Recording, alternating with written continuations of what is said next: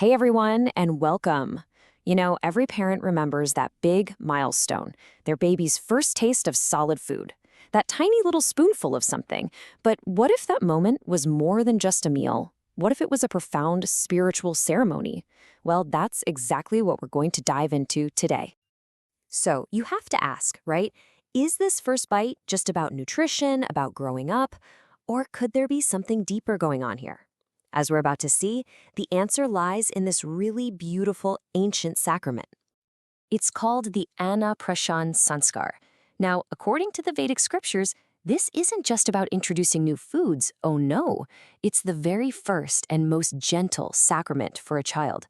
It's all about sanctifying their life energy and laying this incredible, divine foundation for their entire future.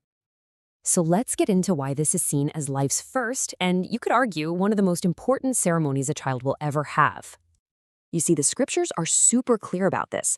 The Annaprashan isn't just some cultural tradition, it's a sacred beginning, a moment where the child's whole life journey is formally put under divine protection, under divine grace. So the key idea here is that this meal is both an offering to the divine and a blessing that comes from the divine. It's meant to set the child on a protected path. And look, this isn't just symbolic stuff. The tradition holds that doing this ceremony brings real, tangible benefits, both spiritual and physical. So let's take a look at what those are believed to be. What's really fascinating here is just how holistic this all is. I mean, it goes way beyond the baby's physical health. It's believed to help with their intelligence, their memory, and even their spiritual protection. And the positive vibes are even said to radiate outwards, bringing peace to the parents and filling the whole family with positive energy. And this quote just nails it, doesn't it? It gets right to the heart of the whole thing. Annaprashan isn't really about the food itself. It's about using that food as a medium to build the entire foundation of a child's future. We're talking physically, mentally, and spiritually. Now, as with so many sacred rites, where you perform it really matters. And in this tradition, there's one city that stands above all others for this ceremony, the holy city of Kashi, which you might know as Varanasi. So, why Kashi? What's the big deal? Well, it's considered the land of both life and liberation, and it's uniquely blessed by this divine trinity. You've got the presence of Ganga Mata, the sacred river, you've got Mahadev or Lord Shiva, and, crucially for the ceremony, you have Annaprashan Mata, the goddess of food and nourishment herself. I mean, can you just imagine the power of that? Giving a child their first meal in the very city of the goddess of food? The belief is that the sacred atmosphere actually transforms that simple food into amrit, a divine nectar that blesses the child with a long, healthy, and radiant life. Okay, this all sounds absolutely incredible, but let's be real. In our modern, globalized world, not everyone can just hop on a plane and travel to Kashi. So how does this ancient tradition adapt? And this is the million-dollar question for so many families today, right? If you live thousands of miles away, does that mean you're just cut off from this incredible blessing? Well, the answer, beautifully, is no. This is where this amazing Vedic concept of sankalp comes into play. So on one side, you have physical presence, actually being there.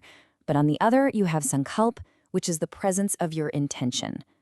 In this tradition, your spiritual commitment, which is defined by your name, your family lineage, and your purpose, is actually considered even more powerful than your body just being in the room.